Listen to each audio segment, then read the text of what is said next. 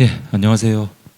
저희 그럼 오늘 전범위 모의고사 저희 이제 마지막 과정이잖아요. 마지막 과정 한번 수업을 시작해 보겠습니다. 오늘 날씨가 너무 안 좋은데 또 저번 주에 시험 보시고 오늘 또 수업 들어오시느라고 고생 많으신데 좀 도움이 되는 말씀을 많이 드릴 수 있게 제가 좀 오늘 많이 해보겠습니다. 이제 저희 뭐 방금도 말씀했지만 마지막이잖아요. 지금 시험까지 한 두 달이 채 안 남았죠, 맞죠? 한 50일 정도 남았나? 그래서 아마 저도 선생님들하고 아마 지금 상황에서 똑같았던 것 같아요. 아마 이게 딱 시험 준비할 때를 제가 복귀해 보면은 정말 뭐 공부를 해도 계속 모자란 것 같고 계속 부족한 것 같고 그리고 뭔가 뭐 막연한 불안감이 있고 뭐 남들은 잘하는 것 같은데 나는 막 뭐 좀 떨어지는 거 생각하시는데 근데 이제 돌이켜 생각하면은 뭐 전혀 그런 거는 결론적으로 문제가 안 될 것 같습니다. 왜냐하면 이제 이 시험 자체가 저희가 물론 형식적으로는 저희가 절대평가잖아요. 평균 60점 이상 받으면 합격으로 돼 있는데 지금 저희가 최소 인원 합격 인원 수가 있기 때문에 사실은 상대평가로 약간 좀 변형이 됐어요. 저희가 원래 60점 이상 합격이지만은 일반인 내려온 거 보면은 평균 합격점이 그 밑으로 언더로 떨어지잖아요, 맞죠? 그 말은 무슨 말이냐면은 이제 실제 60점 이상의 점수를 받으실 분들도 어떻게 보면 떨어지고 있다는 그런 얘기긴 하거든요. 옛날에 난이도가 낮았을 때는 다 합격을 하셨던 분들이 요새는 경쟁률이 치열해지면서 조금 이제 아쉽게 떨어지면 계시다 그렇게 볼 수 있는데 그래도 결론적으로는 본인이 이제 준비를 잘하고 내가 뭐 절대적으로 60점 이상 맞는 실력만 갖춘다면은 떨어질 일은 절대 없습니다. 그래서 이제 그런 부분에 조금 주안점을 가지시고요. 뭐 그런 말씀 많이 하시더라고요. 뭐 모의고사 이제 보시는 분들 여러분들은 뭐 등수 이런 거에 대해서도 등수라든지 기존의 사례형이나 이런 거 관련해 가지고 기존의 점수들을 보시면서 이게 내가 뭐 점수 보니까 합격권이 아닌 그런 말씀 많이 하시는데 그거는 아무 의미 없습니다. 모의고사는 말 그대로 모의고사일 뿐이고 진짜로 시험장 들어갔을 때 다 이제 평가가 나뉘기 때문에 뭐 그런 논리라면은 여기 와서 시험 보시는 분들 말고 지방 이런 데서 온라인으로 이제 응시하시는 분들은 다 뭐 떨어지셔야 되는데 다 합격하시잖아요, 맞죠? 그분들은 등수 같은 거 애초에 없거든요. 그러니까 본인의 이제 공부량에 달려 있는 거기 때문에 이제 그런 거는 절대 개의치 마시고요. 물론 제가 이렇게 말씀을 드리지만은 다 사람인지라 개의치 않을 수가 없습니다. 다 신경 쓰이실 텐데 이제 그런 거 신경 쓰지 마시고 그냥 본인 페이스대로 남은 기간 동안 잘 가시면은 될 것 같아요. 그리고 뭐 과정이 이제 오늘은 제가 지금 저희가 2시간이잖아요. 시간이 많지는 않은데 1시간 정도는 저희 이제 모의고사 본 거에 대해서 간단하게 제가 이제 문제풀이하고 좀 강평을 하고요. 나머지 1시간은 제가 이제 앞으로 어떻게 할 거냐면 항상 이제 2시간 중에 1시간은 제가 강평을 하고 나머지 1시간은 저희 행정절차론이 이제 8개 법령인데 요거를 한 3, 4회 나눠 가지고 다시 한번 정리를 하겠습니다. 오늘도 제가 이제 그래서 요거 제가 파이널 특강 때 썼던 거긴 한데 이걸 계속 나눠 드리면서 뭐 중요한 데는 다시 한번 짚어 볼 테니까 그냥 같이 복습한다고 좀 생각을 해 주시고요. 대신에 이제 많은 분들이 좀 되게 좀 힘들어하시는 파트가 저희 이제 후반부에 있는 파트잖아요. 잘 아시는 이제 되게 악명이 높은 주민등록법하고 가족관계 등록법인데 그 2개 같은 경우에는 저는 뭐 지금 시점에서는 개인적으로는 그냥 교재에 나와 있는 그러니까 누구나 아는 주제라든지 뭐 A급 주제들 있잖아요. 그 정도 위주 좀 준비를 하시고 나머지 너무 지엽적인 부분에 대해서는 좀 빼시고 그러니까 지금 시점에서 너무 깊게 안 들어가시는 걸 저는 좀 추천을 해요. 왜냐하면은 나중에 제가 말씀을 드리겠지만은 기출 경향을 봤을 때 아마 주민등록법이 저희가 이제 최근에 11회 때 한번 나왔거든요. 나왔기 때문에 그게 3회 때 한번 나오고 11회 때 한번 나왔어요. 근데 그 텀을 본다면은 주민등록법이 올해는 안 나올 가능성이 되게 높긴 해요, 솔직히. 그리고 가족관계 등록법 같은 경우에도 5회 때 나왔거든요. 이제 그래서 텀이 상당히 길고 잘 안 나오는데 약간 이제 이게 우연의 일치이죠. 3회 때, 5회 때, 그러면 11회 때니까 13회니까 그런 식으로 그냥 저희가 계산을 해버린다면은 올해 이제 가족관계 등록법이 나와야 되잖아요, 맞죠? 물론 그런 식으로 무슨 뭐 법칙을 두진 않겠죠. 하지만은 저 개인적으로는 이게 좀 조심스럽긴 하지만은 주민등록법보다는 가족관계 등록법이 나올 확률이 더 높다고 보여집니다. 네, 보여지기 때문에 가족관계 등록법 그것도 두 개가 절대 나올 동시에 그러니까 4문제 중에 주민등록법 한 문제 뭐 가족관계 등록법 한 문제 이렇게 나올 가능성은 제로에 수렴합니다. 그거는 걱정 안 하셔도 돼요. 절대 그렇게 내지는 않을 거고요. 왜냐하면은 그 외에 중요한 법들이 너무 많기 때문에 이 2개가 동시에 나올 일은 절대 없고 둘 중에 하나가 나오거나 아니면은 뭐 아예 안 나오거나 아예 안 나올 가능성이 저는 제일 높아요. 그러니까 가능성을 100으로 친다면은 제가 정말 이거는 확실하게 말씀드릴 수 있는 게 50% 이상은 2개가 안 나올 거고요. 나머지 50% 가능성 중에서 그나마 가능성이 높은 게 30%에서 40% 정도 나올 가능성이 있는 게 저희 이제 가족관계 등록법. 나머지 10% 정도가 저는 주민등록 이렇게 보거든요. 그래서 이제 좀 장황하게 말씀을 드리긴 했지만은 이 두 개에 대한 이제 부담은 좀 여러분들이 떨치시라는 말씀이에요. 저희가 뭐 네 문제 나오는데 60점 이상 받아야 되고 뭐 여기 지금 계신 선생님 중에 나는 정말 뭐 네 문제 완벽하게 써가지고 수석을 하겠다. 뭐 그런 분이라면은 전범위를 다 공부를 하셔야 되는데 이제 그런 분들이 아니시라면은 한 문제 정도는 어느 정도 브리타 대비해가지고 뭐 거의 뭐 한 장이 조금 못 되게 뭐 반 장 정도 쓸 수 있게 분량을 준비하시고요.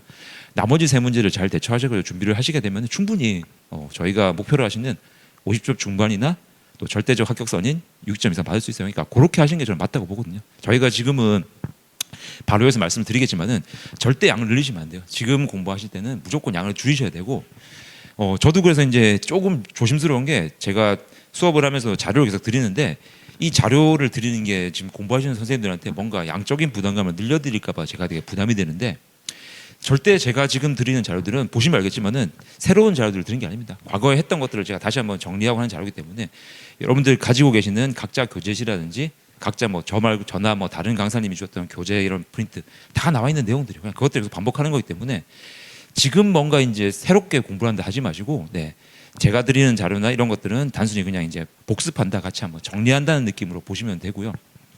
그리고 이제 가장 중요한 거는 이제 이게 본론인데 지금부터는 어쨌든 양을 늘리지 마시고 계속 기존에 보셨던 교재 있잖아요, 맞죠? 소위 이제 저희가 단권화란 말을 쓰는데 그게 있다면은 그 교재를 계속 돌리시는 거예요. 그 교재를 계속 자주 보시는 게 좋고 지금 실전형 사례형 모의고사를 저희가 끝냈고 실전형 모의고사를 하고 있는데 모의고사라는 거는 말 그대로 모의고사입니다. 이거는 선생님들께서 한번 이제 마지막으로 시험장 가시기 전에 써보고 시험 같은 말 그대로 시뮬레이션이죠. 시뮬레이션인데 이 시뮬레이션이란 거는 절대 실제 시험하고 같을 수가 없어요. 예를 들어서 실전형 모의고사 문제를 제가 냈는데 이게 시험에 비슷한 주제가 나왔다. 근데 절대 제가 이제 그 만든 문제하고 실제 시험에 나오는 문제가 100% 일치할 수가 없습니다. 그래서 간혹 가다 보면은 되게 좀 저는 약간 좀 우려하는 분들이 계신데 무슨 모의고사만 내가 응시해가지고 모의고사 문제와 모아서 내가 시험장에 들어가게 하신 분들이 계신데 그게 뭐 기초 베이스가 되게 탄탄하신 분들 기본 뭐 법학이라든지 논술 시험에 경험이 있으신 분들이라면 가능할 수 있어요. 제가 그 가능성을 배제할 수는 없습니다. 있는데 그런 게 아니시라면은 그렇게 준비해서 들어간다고 하더라도 내가 알고 있는 주제라도 답을 쓸 수가 없어요. 왜냐하면은 문제가 조금 바뀌어서 나오게 된다면은 내가 실제 모의고사 때 이 주제를 풀긴 했지만은 기본적인 이론에 대한 이해가 안 되기 때문에 답을 쓸 수가 없거든요. 본인이 생각을 안 하고 기계적으로 했기 때문에 안 되기 때문에 이제 그렇게 접근하는 거는 제가 봤을 때는 오히려 더 위험하다고요. 그래서 저는 이 모의고사 과정을 하시면서 뭐 답안도 쓰시고 뭐 점수도 보시고 하시던데 그런 거에 대해서 절대 연연하지 말라는 말씀이에요. 이거는 지금 저희가 다 연습하는 과정이기 때문에 지금 모의고사 점수가 절대 시험장의 점수가 아닙니다. 그래서 뭐 요거는 참고만 하시고 뭐 첫째도 둘째도 제가 뭐 10번째도 계속 강조를 하는 거는 기존에 하셨던 그 교재를 계속 반복해서 보시고 지금 제가 나눠드리는 자료라든지 아니면 뭐 다른 루트로 입수하는 자료들은 항상 그 자료들을 독립적으로 그 자료를 공부를 하지 마시고 거기서 이제 그 선생님들 교재에 필요한 내용들을 메모를 하셔가지고 그 부분을 활용하세요. 예를 들어서 모의고사 이제 모범답안 보시면은 분명히 여기서 제가 쓴 모범답안 문구 중에 뭔가 이거는 내가 좀 써보고 싶다는 문구가 있으실 거예요. 그런 것들만 메모하셔가지고 교재에다가 읽어보시면서 활용하시는 거예요. 본인만의 문장을 만드시는 거예요. 이해되시죠? 그래서 그게 중요합니다. 저는 이제 모의고사 과정을 진행을 하고 있지만은 모의고사 자체에 집중하시기보다는 이 과정을 통해서 내가 이제 문제를 좀 이렇게 풀어보는 시뮬레이션하는 그런 좀 기회를 가지시고 복습하는 기회로 활용을 하시면 될 것 같아요. 가장 중요한 거는 각자 가지고 이거는 행정 절차뿐만 아니라 모든 과목 공통입니다. 계속 그 기본서 교재를 계속 돌리셔야 돼요. 계속 회독을 하셔야 되고 이제 그걸 하나 제가 좀 강조를 드리고 싶고 두 번째로는 이제 지금 정도가 되시면은 뭐 저희 절차론 주제를 제가 딱 잘라서 이제 몇 개다 할 수 없겠지만은 한 뭐 100개라고 제가 지금 100개라고 한다면은 분명히 이 중에서 한 60개 정도는 잘 외워지는데 40개 정도는 봐도 내가 안 외워지고 있을 거예요. 근데 이게 참 신기한 게 개인마다 다릅니다. 그게 무슨 말이냐면은 어떤 분들은 막 보통 이제 많은 분들이 우리 시험 범위 중에 가장 어렵다고 하시는 게 개인정보보호법이거든요. 왜냐하면 이 개인정보보호법이 양도 되게 많고 이 법령 자체도 되게 체계적이고 복잡하게 되기 때문에 쉽게 이렇게 저희가 공부할 법은 아니긴 한데 희한하게 저희 이제 저처럼 들어와 있어요. 뭔가 그래서 많이 어렵게 생각을 하시는데 의외로 막 개인정보보호법 이런 것들을 또 쉽다고 하시는 분이 계세요. 만든 분들은. 근데 그런 분은 또 뭐냐면 남들이 좀 쉽다고 하는 뭐 행정조서 기본법이라든지 뭐 규제기 뭐 이런 것도 어려워하시는 분들이 계시거든요. 각자 편차가 있단 말이에요. 그리고 그 법 중에서도 많은 분들이 그 주제에 대해서 어떤 주제는 되게 잘 이루어지는데 어떤 주제는 내가 아무리 봐도 기억이 안 나는 그런 것도 있어요. 네. 그래서 그런 것들을 지금부터는 되게 전략적으로 들어가셔야 돼요. 제가 이제 말씀 좀 드리고 싶은 건 참고만 하시면 되는데 내가 한번 봤을 때 좀 이해가 되고 잘 떠오르는 주제 같은 경우에는 지금 내가 본 다음에 분명히 사람 기억이 절대적이지 않기 때문에 지금 보셔도 한 일주일 전에 까먹겠죠. 근데 그런 주제들은 나중에 선생님들께서 시험 들어가기 전에 한 일주일 전에만 복습을 해도 바로 기억이 나요. 네. 이해되죠? 이미 나의 이제 어떻게 보면은 내 속에 뭔가 기억의 저장 장치가 들어가 있다는 얘기예요. 근데 내가 지금 모르는 주제인지 익숙한 주제 아닌 그런 주제들 같은 경우에는 그거는 끝까지 기억이 안 날 수가 있거든요. 그러니까 지금부터는 선생님들께서 내가 익숙하거나 잘된 주제 같은 경우에는 뭐 체크를 하시든지 이렇게 좀 선별해가지고 제끼시고 내가 기억이 잘 안 나거나 뭔가 정리가 안 되는 주제를 위주로 계속 보셔야 돼요. 그런 것들 계속 보시고 뭐 암기를 하시는데 그렇다고 뭐 이거를 막 의식적으로 내가 그냥 암기를 해야겠다. 그것도 너무 힘들잖아요. 맞죠? 그러니까 계속 자주 보시면서 뭔가 본인이 이해할 수 있는 그런 것들 연상도 하시고 해가지고 본인만의 그런 좀 기억법을 만드셔야 됩니다. 뭐 그 과정에서 너무 안 되시면은 뭐 저희 같은 강사들한테 물어보셔도 되고요. 그런 부분들은 나는 이게 잘 안 이어지는데 이런 부분은 좀 어떻게 정리하면 좋겠냐, 좀 해달라. 그럼 저희가 이제 모의고사 과정을 하면서 그런 부분을 메꿔드리는 거예요. 네. 그래서 그거 좀 하시면 저는 좋을 것 같아요. 그러니까 제가 방금 말씀드린 게 소위 이제 요새 막 유행했던 그 메타인지 그런 거죠. 메타인지인데 저는 시험 잘 보시는 분들 중에 보통 합격하는 분들 중에 경향이 뭐가 있냐면은 메타인지가 되게 발달하는 분들이 잘 알아요. 메타인지가 뭐냐면은 그냥 단순히 모르는 게 아니고 내가 뭘 모르는지를 아는 분들 있잖아요. 그러니까 그런 분들이 되게 학교를 잘하죠. 딱 문제 전체적으로 교재를 보는데 단순히 내가 교재 내용을 모른다 이게 아니고 이 내용은 내가 이해가 하는데 이런 내용 정도는 내가 해도 이해가 안 된다. 나는 아직까지 여기에 대해서 뭔가 암기가 있다.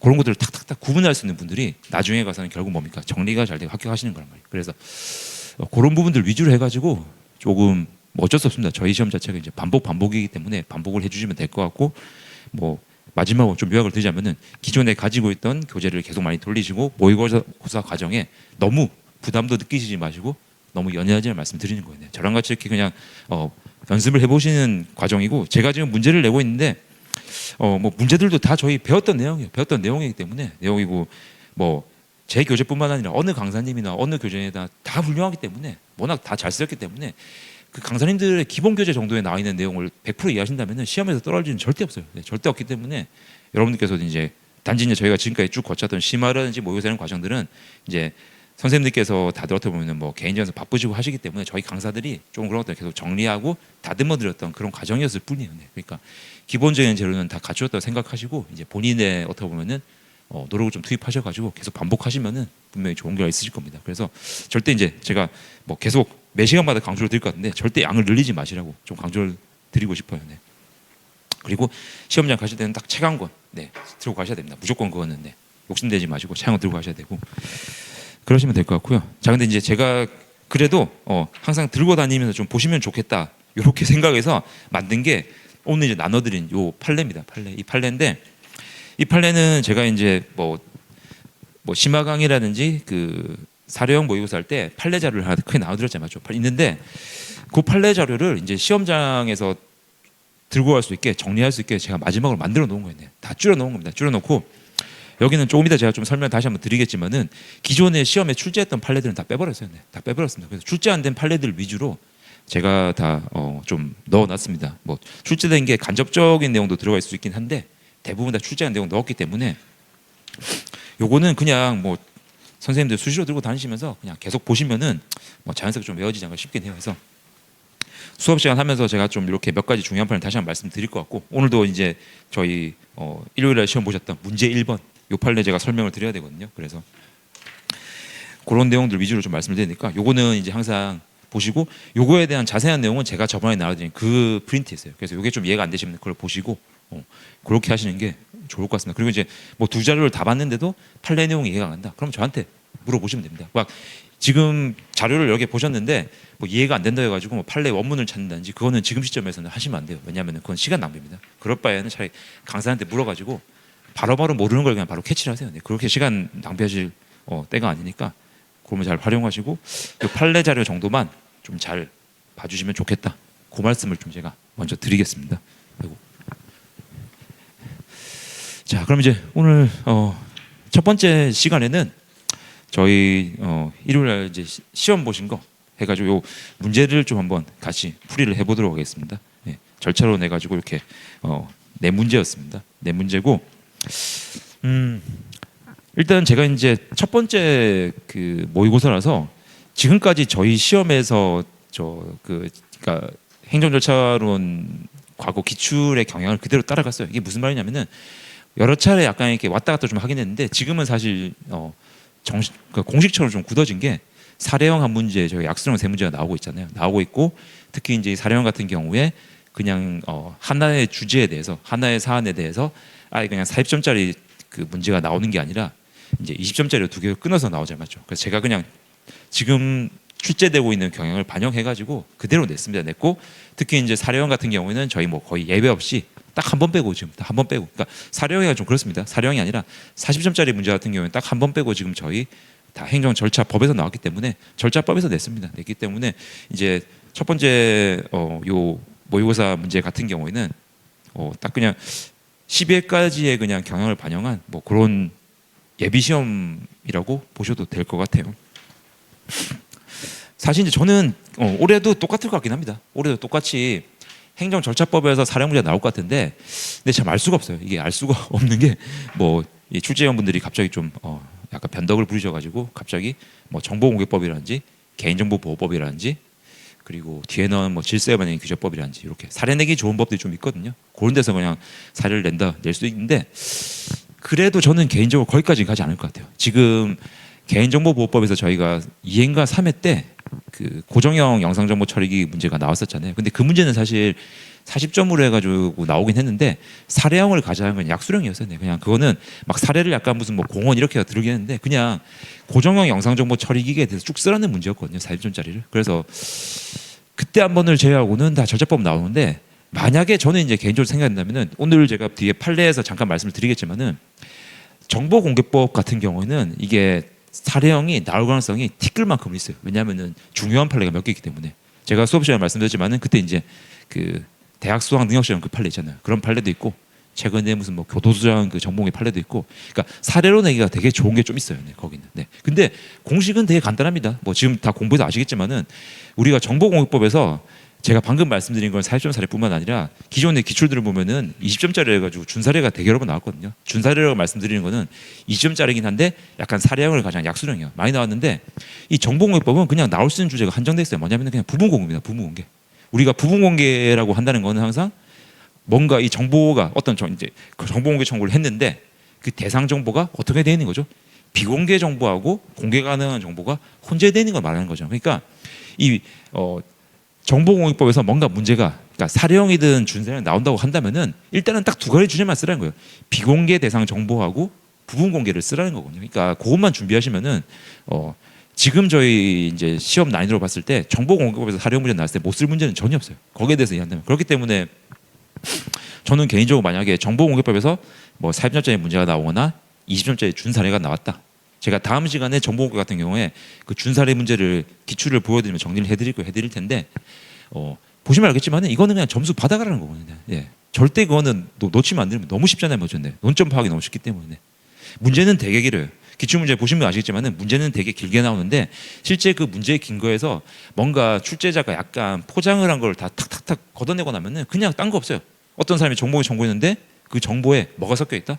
어떤 비공개 대상 정보하고 공개 가능한 일반 정보가 섞여 있다.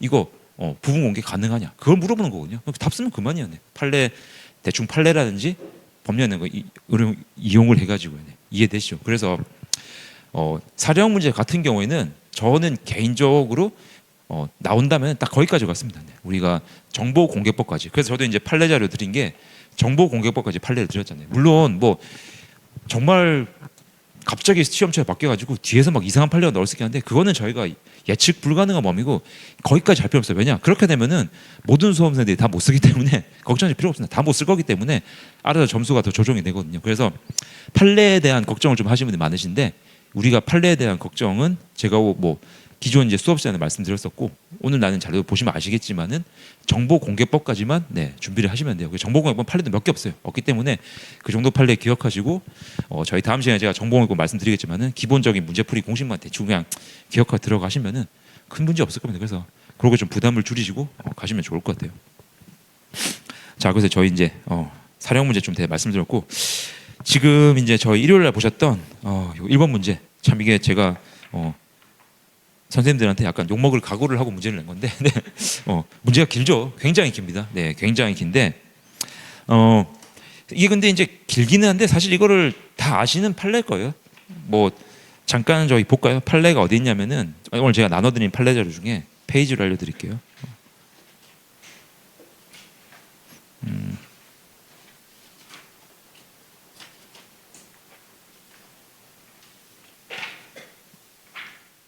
페이지로 따지면 이제 그 저희가 잠깐요. 잠시만요. 봐야 되겠다. 페이지 저도 헷갈리네. 4페이지. 4페이지에 보시면 1번 판례 1번 판례. 네. 요지 나와 있는 요거입니다. 요거라서 요거는 뭐 저도 수업에 말씀드렸고 뭐 이제 아마 충분히 뭐 다른 수업 들은 선생님들 다 아시는 판례일 거예요. 워낙에 이쪽은 좀 중요한 판례 아실 텐데 다만 이제 이 문제 1번이 제가 이번에 냈을 때는 제가 논점을 하나 더 추가했습니다. 왜냐하면은 원래 이제 이 판례 같은 경우에 논점이 요거 하나가 아니었어요. 요게 중요한 논점이긴 한데 지금 문제 1번에 나와 있는 첫 번째 질문 보시면은 지금 처분 사유가 나와 있죠. 처분 사유. 처분 사유에 무슨 뭐 그러니까 이 문제지 보시면은 물음일 해가지고 물어보는 게 처분 사유에 지금 위법성 문제가 나왔잖아요. 처분 사유라고 했는데 이 처분 사유란 게 말은 처분 사유지 우리가 배웠던 절차들 중에 처분이 뭐에 해당하는 겁니까? 우리가? 이유 제시죠. 이유 제시인데 그러니까 이거는 결과적으로 물음 1 같은 경우에는 이유 제시와 관련된 문제라고 보시면 되고요. 이 이유 제시 관련해서도 이 판례가 원래 판시한 사항이 있었어요. 있었는데 요거는 히스토리가 있습니다. 제가 좀 말씀을 드리면은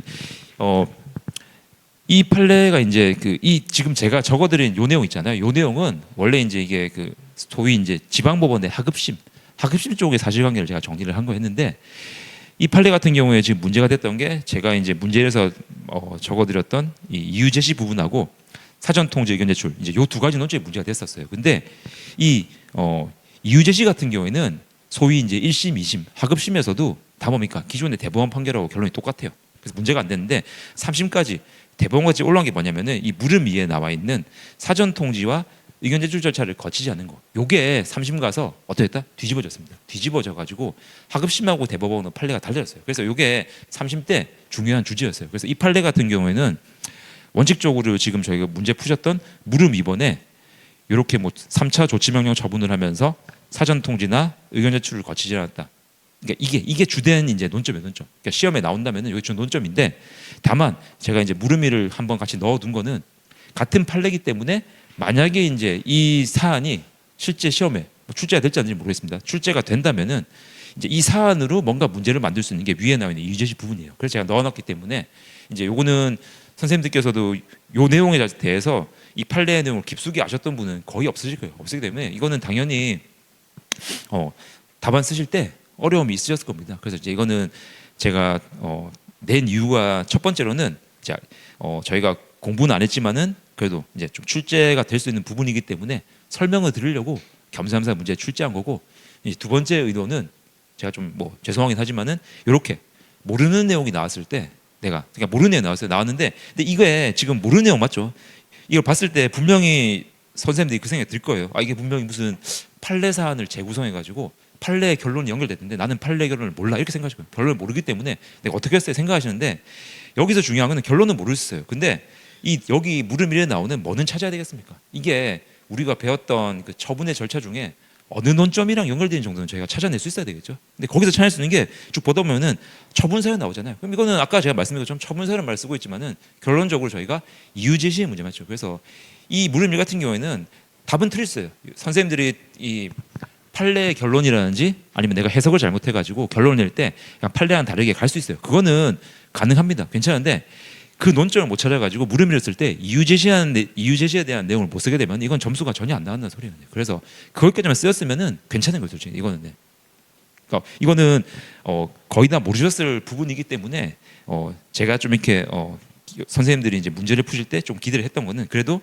이유 제시와 관련된 논점인 거를 찾아내시고 이유 제시에 대한 부분을 쓰셨으면 그걸로 된 거예요. 근데 그래서 나머지 부분 이 문제를과 관련된 판례의 결론이라든지 사실관계 부분은 오늘 이제 저하고 같이 모범답안 보시면서 정리를 하시면 된다는 거예요. 그래서 그렇게 좀 보시면 될 것 같습니다. 상당히 이게 어려운 문제예요. 네. 왜냐하면은 이것 자체가 지금 문제도 되게 길고 되게 어렵거든요. 저는 저희 행정 절차론에 판례들이 되게 여러 가지 있는데 가장 어려운 판례가 요 판례하고 저희 이제 그 한중 네트워크라고 해가지고 여행사 판례 있잖아요. 네, 그 판례가 되게 어렵습니다. 네, 그 판례 같은 경우에는 사실 꼬아서 내게 되면 답이 없어요. 네. 제가 사례형 모의고사 때는 되게 좀 심플하게 냈거든요. 왜 심플하게 냈냐면은 예전에 그 판례가 저희 말고 다른 시험 입법고시인가 행정고시에서 나온 적이 있어요. 나왔는데 그때도 그 판례 원래 사안대로 내지 않았어요. 왜냐면 그렇게 내버리면 문제가 너무 어려워요. 그게. 네. 막 허가의 무슨 뭐 요건이라든지 다 검토를 해야 되기 때문에 너무 어려져가지고 좀 끊어서 했는데 근데 그럼에도 불구하고 그 판례 같은 경우에도 낸다면은 충분히 40점짜리 문제가 될 수 있거든요. 그래서 준비는 해야 됩니다. 나중에 제가 적절한 시점에 그것도 말씀을 드리도록 할게요. 자, 그래서 이제 그러면은 이렇게 좀 배경상 말씀드리고 문제 한번 보겠습니다. 이거 문제가 너무 길어가지고 저도 참 읽다가 지칠 것 같은데 한번 볼게요. 자, 문제가 길 때는 선생님들께서 항상 이제 우리 시험에서 지문이 길 때 이 지문에 나와 있는 그 뭔가 잡다한 수식어들 있잖아요. 이런 것들은 신경 쓸 필요가 없어요. 항상 저는 이제 이거는 다른 선생님한테 말씀하실 텐데 일단 지문을 딱 보신 다음에 뭐를 보셔야 되냐면은 바로 지문을 읽지 마시고 물음일이나 물음일을 보시면은 이 지문에서 뭐를 문제가 나오잖아요. 물음일을 보시면은 처분서의 구체적 명확성을 갖추고 있다. 그러면 내가 이 지문을 읽으면서 뭐를 좀 집중적으로 봐야 되겠습니까? 처분서에 관한 내용은 그걸 좀 더 봐야 되겠죠. 두 번째 물음이 보면은 사전 통지나 위헌 절차 이걸 노리는 거니까 이렇게 일단 이 문제에서 뭐를 물어보는지를 먼저 체크를 하시고 지문을 읽으실 때 그 부분을 집중해서 보시면 된다는 거예요. 그러니까 그 부분의 나머지 부분은 솔직히 다 걷어내도 된다는 얘기입니다. 자, 문제가 좀 길긴 한데 이제 내용들은 다 읽어보실 테니까 제가 이제 간단히 좀 재구성을 한다면요. 이 갑이라는 사람이 뭐 A시에서 뭐 재난부 수입상 이게 뭐 제가 재난부 수입상을 하고 있는데 이 뭡니까? 저희 흔히 알고 있는 고물상 하시는 분이에요.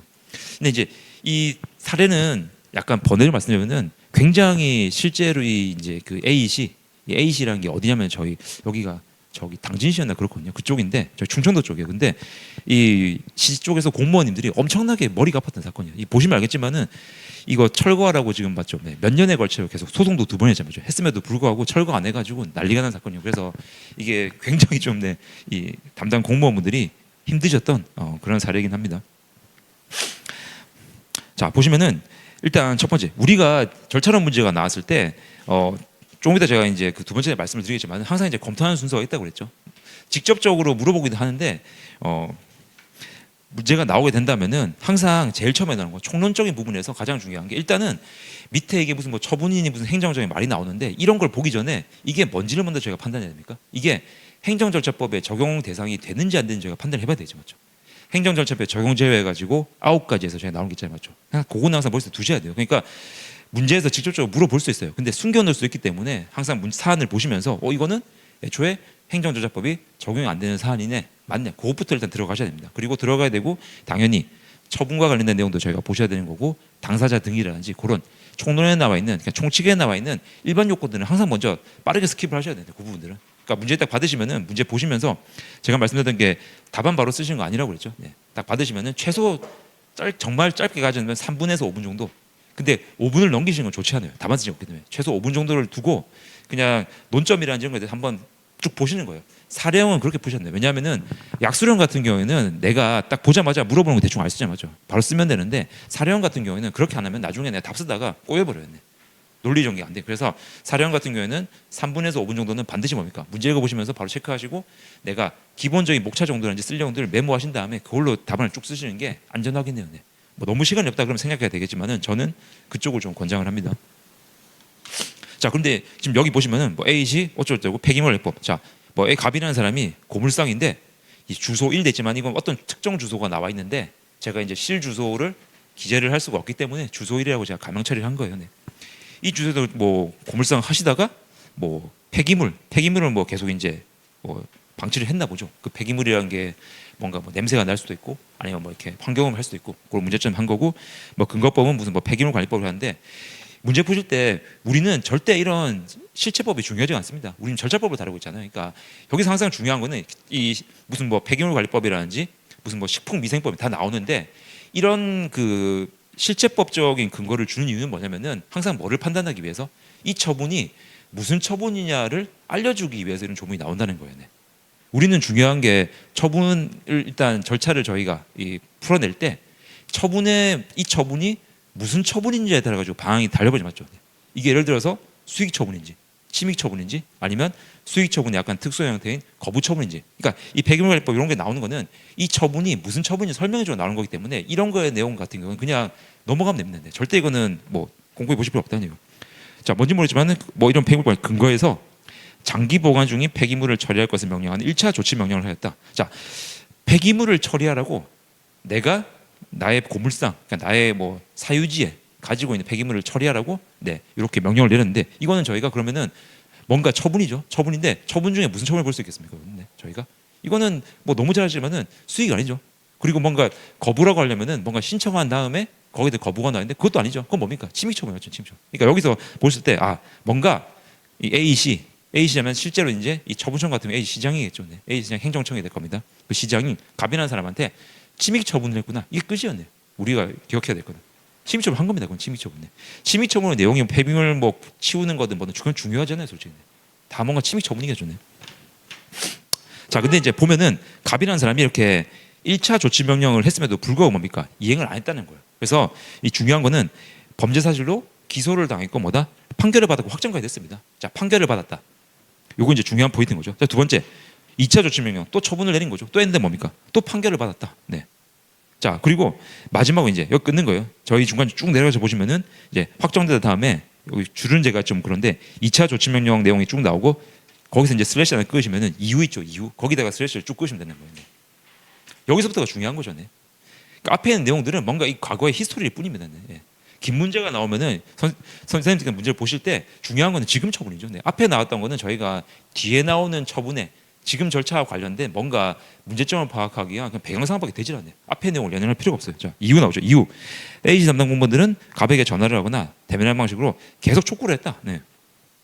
갑은 근데 그럼에도 불구하고 폐기물을 처리하지 않겠다 의사를 거듭 밝혔다. 그러니까 자, 이게 을은 폐기물 방치 실태를 확인하고 별도의 사전 통지나 이런 절차를 밟지 않은 채 이렇게 제3차 요구 조치 명령을 했다. 이렇게 했다는 거예요. 자, 근데 이제 여기서 하나 더 나오는 건데, 그럼 이제 우리가 결론은 나왔습니다. 뭔가 조치 명령을 치우라고 침익 처분을 2번 한 거예요. 했는데 이 침익 처분 2번에 대해서는 뭐가 생긴 겁니까? 이 사람이 제대로 이행을 하지 않아 가지고 법원에 판결이 나죠. 판결을. 근데 법원에 판결이 나온다? 우리가 이러한 그 사전 통지나 의견 제출 관련해서 예외 사유가 여러 가지 있었어요. 근데 뭐가 있었습니까? 법원의 판결 같은 걸로 해가지고 이러한 뭔가 사실관계가 재량행위가 아니고 기속행위에 대해서 확정이 돼버린 사실이 나오긴다면 그 경우에는 뭐를 안 했었다는 거죠? 의견 통지나 죄송합니다. 여기 나오는 사전 통지나 의견 청취 이런 것들을 생략할 수 있는 거죠. 그러니까 그걸 캐치해야 되는 거예요. 이게 여기 지금 이 문제를 보였을 때 공부를 많이 하시고 논점하기 잘 되는 분들이라면은 판결이라는 말이 나올 때 벌써 생각할 수가 있어요. 판결이 나왔구나. 판결이 나왔다는 거는 내가 배웠던 것 중에 사전 통지하고 의견 청취 이 중에서 예외 사유가 4가지가 있었는데 그 중에서 판결 말이 있었지. 거기랑 연결해서 생각이 된다는 거예요. 예외 사유라는 거예요. 이해되시나요? 그래서 그거를 이제 좀 체크를 하셔야 되는 거고요. 다만 이제 마지막에 좀 사족이 붙어 있죠. 자, 처분을 할 때 갑한테 폐기물관리법 뭐 48조 제1에 따라 7월 30일까지 주소 1원에 장기간 방치된 폐기물 적정에 처리하고 이렇게 보냈는데, 그러면은 요 처분서에는 너가 지금 폐기물을 치워야 된다. 근데 어디에 적치된, 어디에 방치된, 주소 1이라는데 방치된 폐기물 이렇게 보냈는데 알고 보니까 처분할 때 어디에 이 폐기물이 있었습니까? 주소 2에 있었던 주소에 다른 데 있었다는 거예요. 다른 데, 다른 사업장에. 어떻게 보면은 이 처분서가 잘못된 거죠. 처분 이유를 적을 때 그 처분 대상이 되는 그 폐기물이 적치되어 있는 장소 자체를 잘못 넣은 거기 때문에 처분 이유가 뭔가 문제가 있을 수 있다. 그럼 여기 읽을 때 또 무슨 문제가 나오겠습니까? 뭔가 이 처분 사유 관련해 가지고도 문제가 될 수 있구나. 이런 거 캐치해야 된다는 거예요. 이해되시나요? 그래서 이 문제를 쭉 읽었을 때 문제는 되게 복잡하게 나와 있죠. 막 나와 있고 중간에 보면은 막 우리 수험생들을 현혹시키기 위해서 무슨 유죄 판결, 징역 1년, 집행 이런 거 다 뭡니까? 의미 없는 얘기라는 거죠. 네. 의미 없는 얘기는 사족이라는 얘기예요. 그래서 다 걷어내고 나면은 그냥 뭔가 2번에 동일한 뭔가 폐기물 치우라는 폐기물을 수거하라는 조치 명령을 동일한 명령을 2번 했는데 이행 안 해가지고 판결 나왔고, 3번째 했는데 3번째 하면서 뭐를 안 했다? 사전 통지하고 의견 청취라는 침익 처분의 필수 절차를 이행하지 않았다. 그 문제가 나오는 거고, 마지막 처분서 낼 때 뭡니까? 이 폐기물에 처해 있는 장소를 잘못 기재한 이유 제시 관련한 문제가 있었다. 이렇게 저희가 판단하는 거예요. 이해되시나요? 그래서 사안 자체를 한번 오늘 집에 가셔가지고 다시 한번 읽어보세요. 그러니까 제가 저번에 이제 말씀드릴 때 기출 문제도 계속 읽어보는 말씀을 드린 게 기출 문제 내용 것들 계속 읽어보시다 보면은 계속 패턴이 나오거든요. 패턴 나옵니다. 거기서 나오고 뭔가 이게 막 쓸데없는 수험생들이 현혹적인 말 들어있기 때문에 문제를 계속 읽으시면서 문해력을 키우시게 되면은 결론적으로 쟁점이 딱딱 보인단 말이에요. 그래서 사실 저희가 지금 사회점의 문제를 풀고 있는데 이 4점짜리 문제 같은 경우에도 채점 같은 거 나중에 배점을 보시면 아시겠지만은 실제 마지막에 문제 뭐 처음에 이제 문제 제기라든지 문제 해결 이런 부분들 그거 합쳐봤자 20점 중에 차지하는 비중이 10점 미만이거든요. 그러니까 예를 들어서 내가 만약에 이 사령 문제라고 하더라도 이론과 관련된 쟁점과 관련된 내용들을 정말 잘 쓴다 그러면은 10점 정도까지는 최소한 기대를 해볼 수 있다는 얘기예요. 거기다 내가 결론에 대해서는 뭔가 잘못 쓴다고 하더라도 반점 20점 중에 10점 정도는 받을 수 있고 사령 문제 40점 중에 그래도 20점 가까이는 획득이 가능하다는 얘기입니다. 그러면은 최소한 뭡니까? 여기서 2점 받는다는 거는 나머지 약수 3개 중에 2개를 어느 정도 쓰면은 과락 나올 리는 절대 없겠죠. 없기 때문에 그런 것 좀 접근하는 말이네. 그러니까 너무 또 막 뭐 문제 제기, 뭐 문제 결론 이런데 부담을 가지는데 중요합니다. 사령은 중요하긴 하지만은 무조건 기본은 중간에 나와 있는 논점을 잘 파악을 하셔야 되고 논점에 대한 이론 부분을 정확하게 적어주셔야 돼요. 논점에 대한 이론 정리가 돼야 거기에서 뭡니까? 사례형으로 사례에 대한 답안으로 결론이 나오는 거잖아요, 맞죠? 네. 자, 그래서 이제 그렇게 보시면 될 것 같고, 그래서 지금 문제를 쭉 봤는데 우리 그 처분과 관련된 절차가 나오게 되냐면은 단순히 무슨 뭐 이제 이게 무슨 뭐 침익 처분이니 거부 처분이니 수익 처분이니 어떤 절차가 적용되냐 이런 걸 묻는 문제는 이제 트렌드가 지났습니다. 이렇게 간단히 물어보진 않아요. 네, 물어보진 않고 뭐를 물어보냐면은 이렇게 처분했는데 뭔가 당연히 절차 위반을 하겠죠. 절차 위반을 하기 때문에 그러면은 이 절차 위반이 뭐 위법하냐, 절차 위반이 뭐 타당하냐, 절차 위반이 뭐 유효성이 어떠냐, 취소가 되냐 마냐 이런 걸 물어보는데 이런 걸 물어봤을 때 일반적으로 그냥 당연히 절차를 위반했다. 우리가 잘 알고 있죠. 이유 제시라든지 방식이라든지 사전 통지, 의견 청취 이런 것도 안 하게 되면은 독자적 위법성이 인정되기 때문에 우리 판례가 일반적으로 취소 사유 종류, 만약에 행정 심판이나 행정 소송을 제기했을 때 일반적으로 취소 사유 정도가 된다고 보고 있습니다. 굉장히 좀 위법성을 강하게 인정하는 거죠. 네. 좀 이따 제가 설명을 드리겠지만은 우리 행정법에서는 어떤 처분, 행정정의 처분에 뭔가 문제가 있다, 하자가 있어가지고 이거를 당사자가 내가 쟁송으로 다툰다 쉽게 인정 안 해줍니다. 네. 뭔가 하자가 심각해야. 네. 여러분 많이 표현 뭐 중대 명백 그런 거 있잖아요. 그런 정도가 좀 심각해 해주는 건데 처분 절차를 단순히 위반하는 것만으로는 유효성 인정 쉽지 않아요. 근데 방금 말씀 이 4가지 정도는 우리 판례도 심각하다고 생각하는 거예요. 이게 절차긴 하지만은 내용상 하자와 비등하게 문제가 보는 건데 자, 그런 부분에 대해서는 만약 문제가 나면 모든 소리 다 잘 쓰기 때문에 항상 뭐를 내겠습니까? 처분에 이런 사전 통지나 의견 청취를 할 수 없는 예외나 제외를 내겠죠. 네. 제외를 낸다는 거예요. 제외를 내게 되는 거고 그 제외 사유는 4가지가 있는 겁니다. 그래서 이 예외 사유에 해당되는지가 항상 문제로 나오고 단골입니다. 단골. 그래서 그냥 그렇게 생각하시면 돼요. 이거 문제를 푸실 때 이거 그냥 절차 위반이네? 이렇게 생각하실 게 아니라 항상 예외까지 생각하시고 이게 절차 위반한 건 맞는데 또 예외 사유에도 해당이 되는지 그래서 예외도 해당이 돼서 이거를 거치지 않아도 괜찮은지 그거까지 가셔야 된다는 얘기예요. 이해되죠? 이건 뭐 단골 루트이기 때문에 아마 지금 다 익숙해지실 거고요. 근데 이제 문제는 뭐냐면은 이 예외 사유 4가지가 조문에 보시면 아시겠지만 굉장히 추상적이죠. 네. 구체적으로 안 나와 있어요. 되게 이게 뭔가 뭐 구체적으로 안 나기 때문에 실제 이 예외 사유, 그러니까 제외할 수 있는 사전 통지나 의견 청취를 생략할 수 있는 이 사유 4가지에 대해서 실체적인 판단을 우리가 수험생들이 할 수가 없어요. 이건 4가지에 대해서 거기 보면은 저희 긴증소음 이런 거 해가지고 뭐 성질나고 막 그러는데 그런 걸 저희가 어떻게 판단하겠습니까? 그러니까 그런 거를 판단할 수 있는 근거가 되는 어떻게 보면 모범답안 같은 게 뭐냐면 판례돼요. 판례 같은 경우에는 특정 사례들에 대해서 다 나왔잖아요. 그래서 저희가 이제 판례가 중요한 게 출제위원분들도 그냥 내지 못하고 이렇게 판례를 뭡니까 재구성해서 내게 된다면은 답이 딱 명확하기 때문에 답이 나오는 거죠. 그래서 이제 판례를 저희가 공부를 어쩔 수 없이 해야 된다는 거예요. 네. 자, 그렇게 이제 저희가 좀 보고요. 물음 1번부터 한번 보겠습니다. 모범답안 같이 보시면 되는데 이 모범답안 같은 경우에 지금 물음 1에 대한 모범답안은 괜찮아요. 이거는 이제 제가 분량을 좀 이렇게 만들어 놨는데 물음 2 같은 경우에는 저도 이제 그 각주에 적어놨지만은 분량이 되게 많죠. 네, 분량이 되게 많습니다. 되게 많고 이것 자체가 지금 사전 통지와 의견 제출이라는 2가지 절차를 물어봤기 때문에 그리고 이 판례 자체가 실제 판인 사항이 되게 길어요. 제가 이 페이지로 따지면은 지금 여기 몇 페이지지? 잠깐요. 페이지가 21-15 요건가? 하여튼 15페이지 돼 있나요? 21-15라고 돼 있네. 제가 페이지가 좀 희한하게 돼 있네. 네.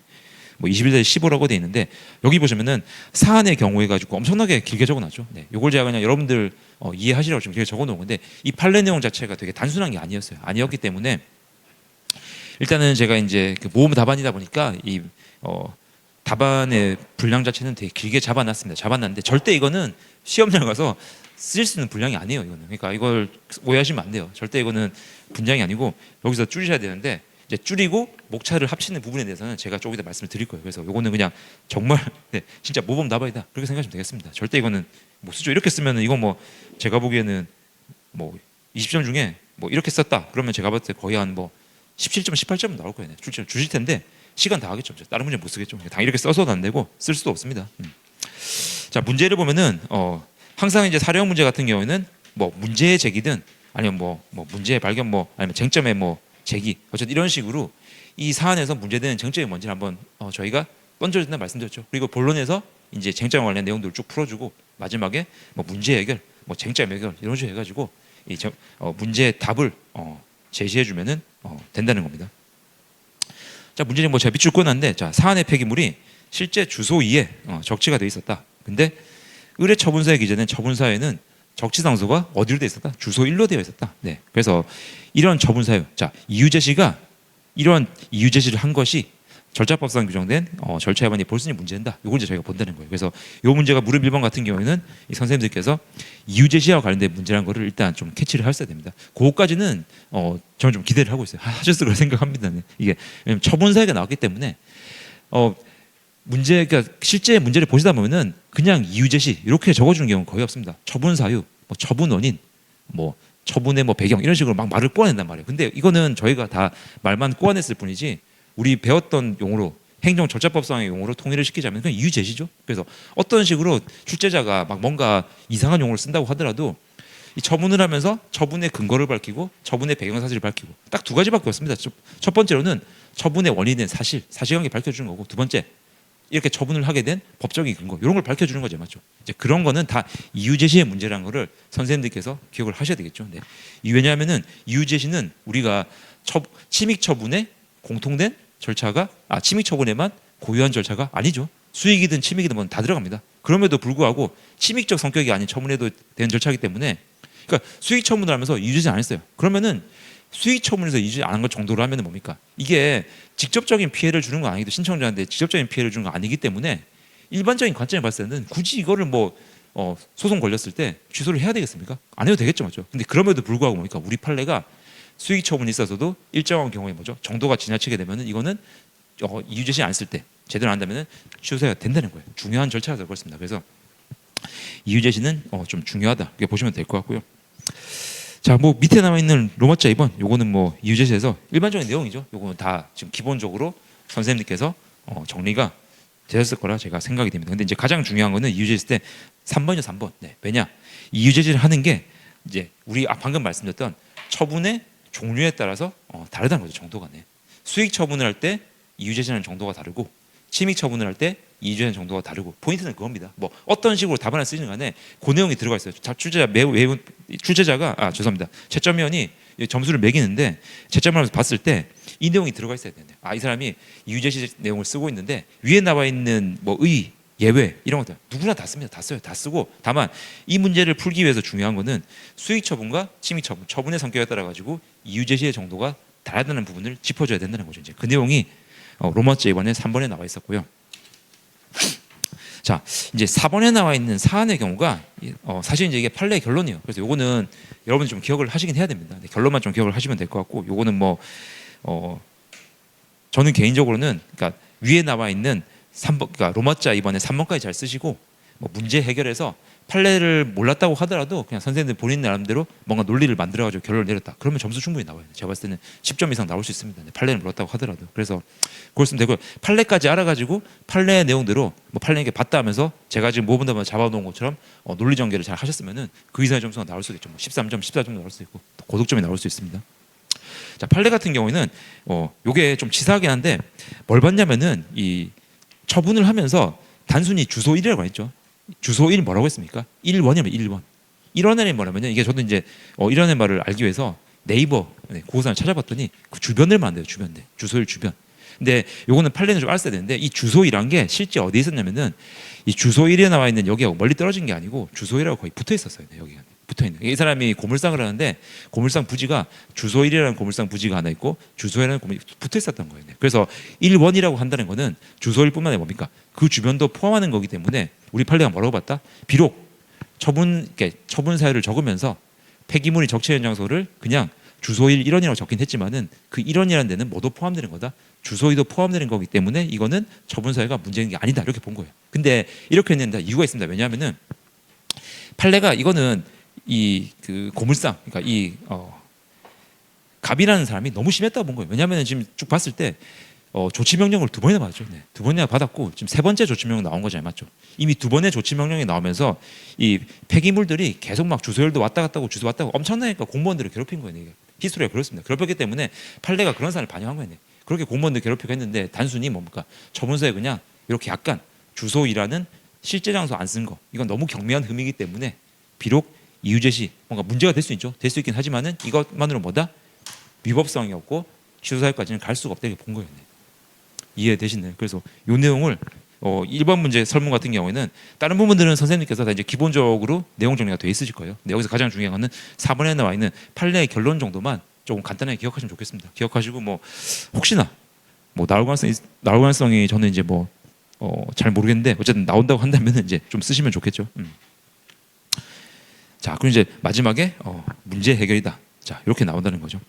자, 문제 해결 같은 경우에 답안 쓸 때 제가 이제 계속 강조했던 부분이 항상 문제 해결에서는 이 문제에서 물어보는 거에 대한 답을 내려줘야 됩니다. 지금 항상 선생님들 이제 보시면은 답을 사를 잘 쓰시는데 문제 해결 가가지고 그냥 이건 뭐 위법하다 이렇게 쓰시는데 이 물음 1 같은 경우에 보면은 문제에서 물어본 건 뭡니까? 갑이라는 사람이 이런 식으로 처분 사유가 위법하다고 주장을 했죠. 주장한 거기 때문에 물어본 것도 뭡니까? 갑 주장의 타당성을 검토하라고 나왔잖아요. 그럼 우리가 답을 낼 때 마지막에 답을 뭐라 합니까? 갑의 주장이 타당하다, 타당하지 않다. 둘 중에 하나는 써줘야 되겠죠, 맞죠? 그게 들어가야 됩니다. 네. 그래서 지금 보면 저도 지금 모험담안 적어놓은 거 보면은 따라서 어쩌고 저쩌고 해가지고 갑의 주장은 타당하지 않다 적어놨잖아요. 이걸 조심하셔야 돼요. 항상 마지막에 답안 쓰실 때 물어본 답에 대해서 답을 딱 내려줘야 됩니다. 네, 이거는. 네. 그래서 그 부분은 항상 깔끔하게 좀 마무리를 하시는 거. 이게 제가 왜 말씀을 드리냐면은 채점위원분들 같은 경우에 이분들이 바쁜 분들이거든요. 그래서 딱 이제 문제 답안지를 받잖아요. 보면은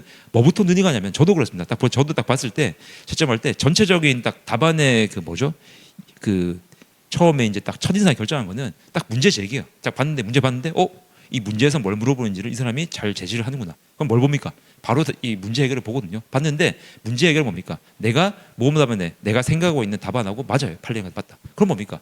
답안을 읽어 나가면서 나도 모르게 뭔가 가점을 주겠죠, 맞죠? 준단 말입니다. 편향성이 생긴다는 거예요. 그래서 이 사례형 문제 같은 경우에는 어쩔 수 없습니다. 문제 제기하고 문제 해결이 배점 자체는 크지 않을지 몰라도 실제 미치는 그 점수 자체가 크기 때문에 여러분들이 되게 잘 쓰셔야 돼요. 분량을 많이 쓸 필요는 없고 제가 보기에는 뭐 한 3줄 4줄 정도로 해가지고 쓰시면 충분한데 어쨌든 좀 이런 부분들을 남은 저희 실전형 할 때 연습을 좀 하시기 바랍니다. 네. 사례는 그게 중요하다고 제가 말씀 좀 드리고 싶어요. 그리고 지금 그 설문일 여기 뭐 사안의 경우 이제 4번 나와 있는데 요거 관련된 자세한 내용은 제가 여기 밑에 각주 1번 해가지고 판시상에 넣어놨습니다. 넣어놔가지고 요 내용 보시면 되고 하급심 판시상 돼 있죠. 네. 왜 제가 하급심을 했냐면 이게 1심에서 이런 식으로 났고 이 이제 갑이라는 사람이 계속 불복해가지고 대법원 올라갔는데 대법원도 뭡니까? 하급심의 판시가 맞다 이렇게 인정한 거예요. 근데 이제 이 대법원이 하급심하고 다르게 하급심의 판결을 바꿔버린 게 이제 지금 지금 나오게 되는 물음 2번입니다. 물음 2번. 요거는 대법원에서 뒤집어졌어요. 그래서 좀 공무원분들이 좀 고생한 건 안타깝지만은 누가 이겼다? 갑이라는 사람이 이겼습니다. 이겨가지고 뭐 이 3차 조치 명령이 결론적으로 취소가 됐어요. 취소가. 자, 한번 보겠습니다. 자, 뭐 21대 13대 있는데 뭐 문제 제기돼 있죠. 자, 을은 3차 뭐 조치 명령 처분을 하면서 행정처분 처분의 상황 통제 의견 실질 누락하였는데 뭐 위법성 여부 문제다. 이 문제 같은 경우에는 지금 문제 제기하고 뭐 사전 통지라든지 그리고 뭐 의견 제출 이런 거 쓰신 데는 전혀 문제가 없을 거예요, 맞죠? 너무 문제 자체는 물어보면 편리하죠. 다만 3차 조치명령 처분을 하는데 이거에 대해서 어떤 식으로 내가 이제 결론을 내려야 되는지 그게 좀 고민이 됐을 거예요, 맞죠? 내용을 쓰는 거는 전혀 문제가 없었을 겁니다. 근데 아까도 말씀드렸지만은 여기서 우리가 판단을 했어야 되는 부분은 딱 하나예요. 네. 사전 이게 물음 위에서 사전 통지나 의견 제출에 대해서는 딱 알려줬기 때문에 이거는 어느 수험생이나 사전 통지, 의견 제출 다 씁니다. 다 쓰는데 뭐를 캐치해서 된다? 사전 통지와 의견 제출의 생략 사유 중에 어디에 해당된다? 여기 지금 보면 법원의 판결이 계속 남았죠. 그러니까 법원의 판결해 가지고 그 생략 사유하고 연계해 가지고 혹시 이게 그 생략 사유에 해당되는지 그걸 저희가 봤어야 돼요. 그래서 그게 포인트란 거예요. 여기서는 그거를 잘 캐치해서 그 부분을 강조하고 그리고 그 부분에 대한 뭡니까? 이 판례의 결론을 좀 잘 적어준 다음에 마지막에 문제 해결을 낼 때 어떻게 그 판례의 결론까지 이어가지고 같이 냈으면은 가장 좋은 답안이 되겠죠. 그게 포인트예요. 차별점이에요. 네. 어느 수험생이 이 문제 나오게 된다? 그러면은 사전 통지와 의견 제출은 다 써요. 다 써. 이건 못 쓰는 사람이 없으면 다 쓰는데 이거를 예외 사유에 해당되는지를 캐치를 하고 그 예외 사유하고 이 판례가 존재한다는 판례 결론을 알았기 때문에 판례 결론을 비벼가지고 그거를 논리적으로 전개를 하는 거. 그 차이에서 점수가 갈리는 거거든요. 이게 사령 문제는 보통 거기서 갈립니다. 그래서 그런 부분들을 조금 저희가 주목을 해야 될 것 같고요. 하다 보니까 시간이 많이 지났는데 50분이라서 저희가 5분만 쉬고 하겠습니다. 네. 시간이 이제 2시간밖에 안 돼서 5분 쉬고 하도록 할게요.